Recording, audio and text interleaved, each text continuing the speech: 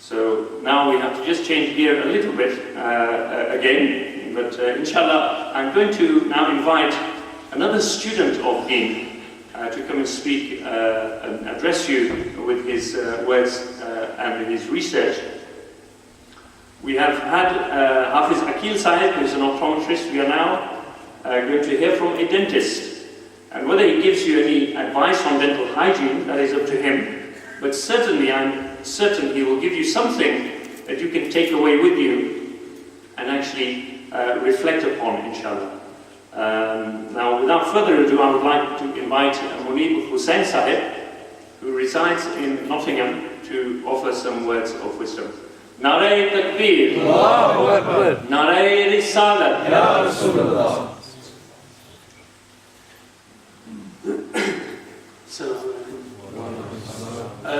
You're going to have to forgive me. I'm not normally the type of person who actually likes to speak completely. I was just thinking about some of the difficulties in actually doing a speech like this. One of the main difficulties is when you're having a conversation with someone, it's a two-way conversation. I can understand, by talking to you, I can begin to get some sort of reflection on how you're understanding me. But the problem with doing a speech one way is I'm going to assume you're understanding me. So if you're having trouble, just try to be a bit patient, okay? Some of the things that have already been mentioned by Maulana Sharafuddin seemed very much focused on the element of ilm and deen. And obviously we all know there's different elements, different sort of classes of ulama. But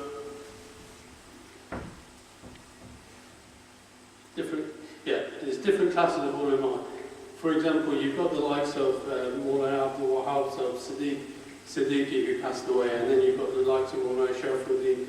And there's a hadith where Rasulullah sort of talks about the type of ulama and the certain values within them. One of the things within certain ulama, Rasulullah says, if we were to understand or appreciate the true value of these type of ulama, we would actually go to war over these things. And if you take a little glimpse into history, you will see we've gone to war for loads of reasons. There's been World War I and II. There's always been wars. So the value of ulama is very, very important, and the pursuit of knowledge is very, very important. For me, I just want to do a very, very quick talk about one specific element, but there's a lot more to go around it. There's a lot more to go into it. It's a very simple issue, and it's based on a verse in Surah 42, Surah Shura, and ayah number 11. The verse, part of the verse says, "Laysa kamithlihi shay'un." So there's nothing like a similarity. Kamithlihi, there's a he at the end that suggests, in this case, referring to Allah subhanahu wa ta'ala. And in a similar situation, like for example, when we say La ilaha, or if we say Allah, Allahu, that hu at the end, that ha, refers to him. And in this case, it has a similar meaning. So what we're talking about is there's no similarity or likeness to Allah subhanahu wa ta'ala. And this has caused quite a bit of confusion with some groups. For example, there are some verses in the Quran which talk about Allah subhanahu wa ta'ala being established on the throne, and he described himself as the merciful. But you can't, as what we have is, with the Quran, we've got over 6,000 verses, and with hadiths, in Sahih Bukhari, we've got over 2,000. And in Fathul Bari, which is something Ibn Hajar al-Asqalani wrote, he mentioned, even though Imam Bukhari wrote 2,000 Sahih hadiths in his book, he's actually memorized over 100,000. So we've got a huge encyclopedia of things about Rasulullah alayhi salam, and also we've got this vast amount of knowledge about Allah subhanahu wa ta'ala through the Quran and the things that he knows. So we've got a lot of information, and there's come some sort of confusion. Some people believe, for example, that Allah subhanahu wa ta'ala has been established on the throne, and if you take another hadith where Allah subhanahu wa ta'ala says, during a certain part of the night, I descend, merciful descent. So for example, if you were praying, you would be closer to Allah subhanahu wa ta'ala, and therefore He physically has a place. But then you get yourself into real bother when you come under this verse. Laysa kamithlihi shay'un. So there's absolutely nothing like a likeness to Him. So we cannot suggest anything, and that includes ourselves. But when Allah subhanahu wa ta'ala talks to us, He's got to obviously use things that relate to us and matter to us. So for example, there was a situation where Rasulullah alayhi salam, as Islam began to spread, he began talking to some of the people from Medina. They came and they actually did bay'ah with Rasulullah alayhi salam. And a verse of the Quran was revealed. Some of you might know this verse already. It talks about where Allah subhanahu wa ta'ala places His hand on their hands. So what do we say with that? Do we take that as it? For example, do we say, for when we say Alhamdulillahi Rabbil Alameen, we take it as it is. All praise belongs to Allah. But obviously in this sense it means Rabbul Alameen, the sustainer of everything. But we accept Allah. So there's a lot of the Quran we take as it is, but there's certain parts where we have to gain a bit of understanding about Deen, and it's particularly Quran and Hadith. One of the problems to doing this is you have to study from not just small speeches, not just little bits here and there. It's about doing it your whole life. It's not about one element. Occasional speech once a year, once this or that. Nowadays we're living in the modern world. We've got books, we've got ulama, we've got cars, we can travel. A lot of the difficulties, a lot of the sort of problems that made it difficult for the majority of people to study don't exist these days.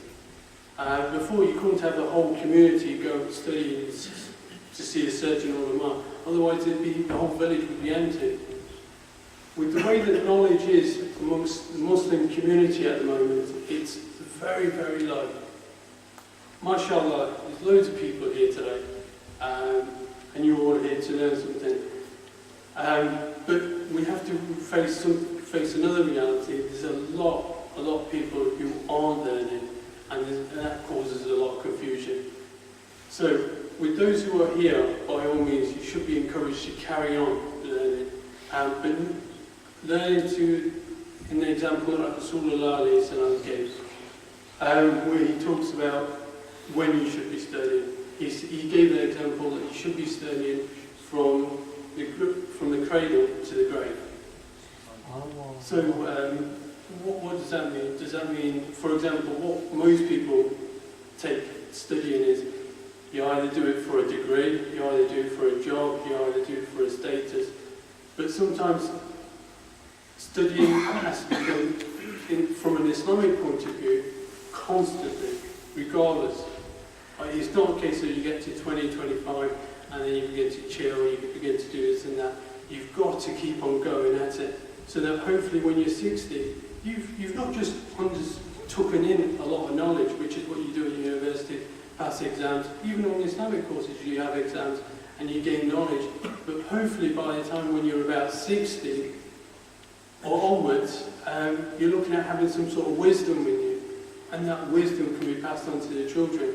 At this stage, what we've got is we've got a situation where, without being too disrespectful, I know there's many mashallah great elders amongst us, but we've got elders who don't know as much, and then we've got youngers who are trying to learn, but they haven't got any sort of framework in learning. One very crucial thing for this ummah is that we take on this responsibility of learning for our whole life. People will go at different paces. For example, Maulana Sultan Sahib, Maulana Akil, they've all gone at a different pace to other people. But as long as it keeps on going, and it keeps on going, and it keeps on going, and as Rasulullah ﷺ says, to the grave, that's when you should stop. It should not be,